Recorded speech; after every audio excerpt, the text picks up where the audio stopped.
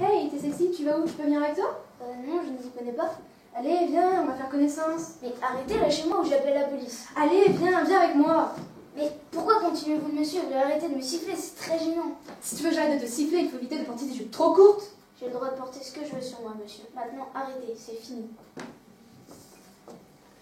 Inimaginable le quotidien de cette jeune femme. Vous ne trouvez pas? Mais pourtant vrai. Bien sûr que si. De plus, je vous parie que c'est pas la première fois que cet homme-là agresse cette pauvre fille. Et voyez ce chiffre désastreux. 82% des femmes françaises de moins de 17 ans sont victimes de cet harcèlement.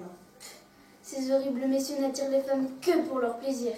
Ils profitent de la faiblesse de la femme et se cachent du regard de la police quand les rues sont vides. Exact. Mais pourquoi le harcèlement de rue existe-t-il? Et puis quand et où est-il apparu? Je ne sais pas le pourquoi. Mais les médias ont commencé à en parler dans les années 2000. 18 ans? Vous vous en rendez compte? 18 ans que des associations et des films de sensibilisation essayent d'aider les femmes harcelées, c'est énorme. Mais aider est visiblement insuffisant. Il faut agir. Ces assassins de la dignité de certaines femmes ne payent malheureusement pas le prix de leurs actes. Et oui, il n'existe malheureusement pas encore de loi propre au harcèlement de rue. C'est pourquoi nous vous proposons ces deux solutions. Nous vous proposons d'installer des caméras de surveillance dans toutes les villes, financées par des associations. Seulement, le problème, c'est que cela prive les femmes de leur intimité. Exact. Maintenant, voici un prototype qui est à la hauteur d'être présenté contre le harcèlement. C'est un bracelet appel à l'agression. Ce bracelet est le fruit de notre association Lutter pour la liberté des femmes. En résumant, il sert à avertir la police quand l'harcelé appuie sur l'objet. Celui-ci envoie donc une alerte et localise l'harcelé.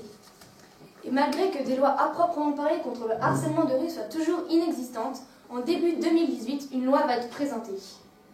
Selon l'article 1 de la Déclaration des droits de l'homme, je cite, « Tous les êtres humains naissent libres et égaux en dignité et en droit. » La dignité, c'est que tous les êtres humains ne doivent jamais être traités comme un objet ou comme un moyen. Voyez-vous donc cette loi fondamentale, écrite en août 1789 exactement, eh bien, elle n'est toujours pas appliquée aujourd'hui pour le harcèlement de rue. Mais le harcèlement de rue n'a pas été subi seulement par des femmes. C'est exact, car aux États-Unis en 2014, près de 25% des hommes ont rapporté avoir subi des violences sexuelles. Alors, pour tous ces hommes et femmes victimes de harcèlement, agissez.